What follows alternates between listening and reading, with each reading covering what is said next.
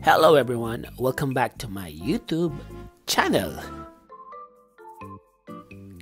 Ngayong araw ay magluluto tayo ng pork giniling. Pero bago natin umpisahan, mag-subscribe na muna kayo kung kayo ay bago sa ating channel at pakiclick nyo na rin yung bell button para sa mga latest updates.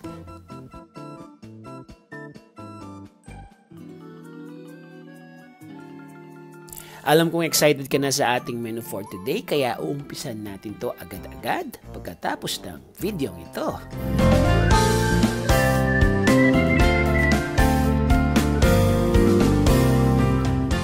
Here are the following ingredients: 1 kg ground pork, 2 small size onions, 1 whole garlic, 1 cup of carrots,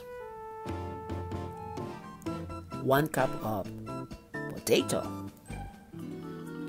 We have 1 cup of red bell pepper, 1 cup of green peas,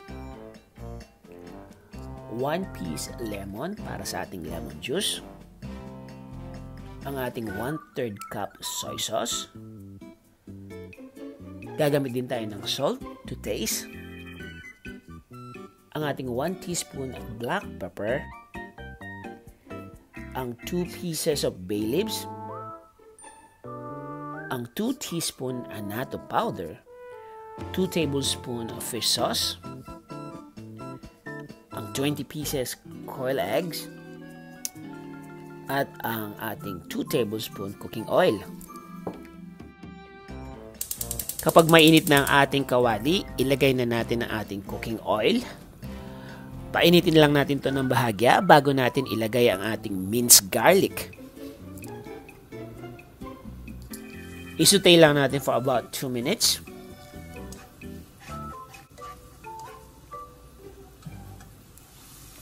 At sa puntong ito, ilagay na natin ang ating chopped onions. Isutay lang natin muli hanggang sa ito ay mag-caramelize.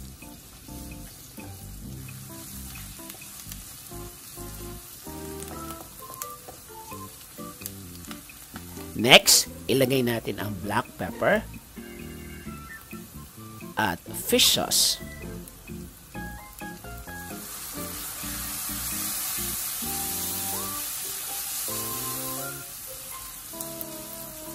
Isunod na natin ang ating red bell pepper. Alam niyo ba guys na ang red bell pepper ay nagtataglay ng maraming bitamina, especially vitamin C, at may taglay na antioxidants. Ginugel ko lang. Isunod na natin ang ating ground pork. Paghaluin lang natin ang ating meat sa mga sangkap na nailagay na natin. Sa puntong ito, ihalo na natin ang lemon juice, soy sauce, at bay leaves.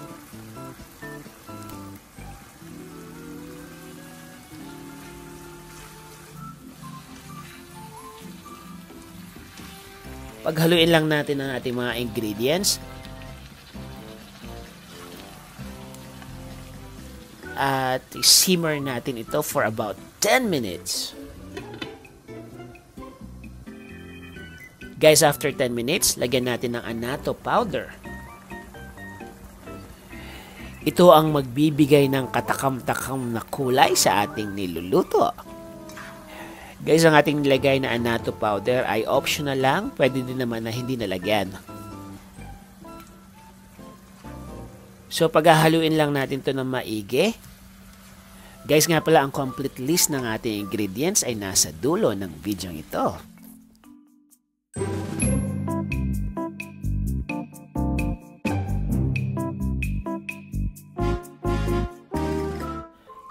I-simmer lang natin ito muli ng for about 10 minutes.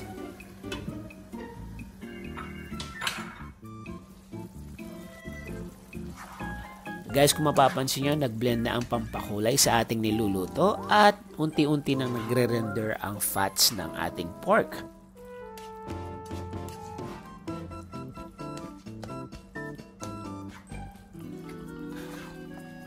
So isisimmer lang natin ito muli for about 10 minutes bago natin ilagay ang ating mga gulay.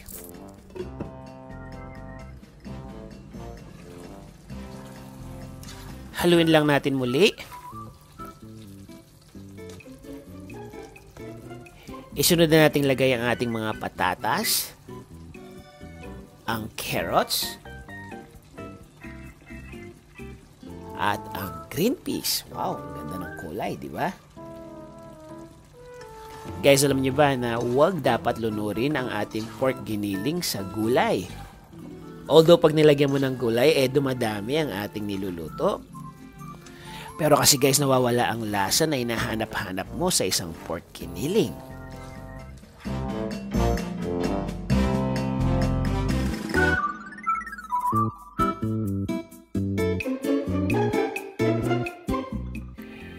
I-simmer lang natin to for about 10 minutes para maluto ang gulay.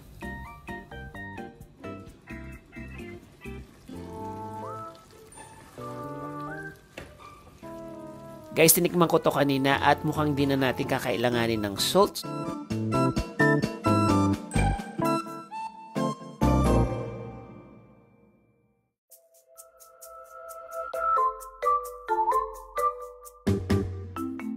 Since matigas pa ang gulay, simmer lang natin ito muli for about 10 minutes.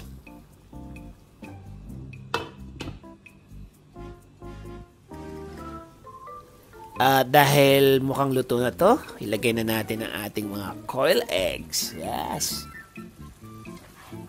Haluin na lang natin to ng bahagya at isimmer ng bahagya at ready to serve na ang ating pork giniling. Ayan oh, excited na ako.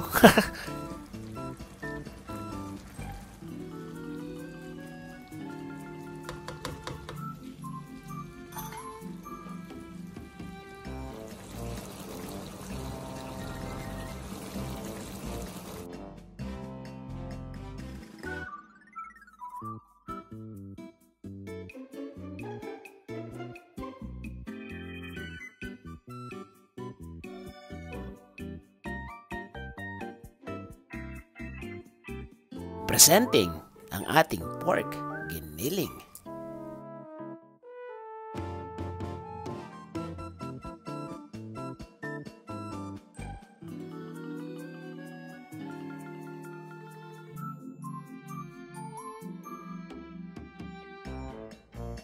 Guys, kung hindi pa kayo nagsasubscribe sa ating channel, mag-subscribe na. At kung nagustuhan nyo ang ating video for today, i-like nyo na lang po at pakishare na rin to sa inyong mga friends. Muli, maraming salamat po sa panonood.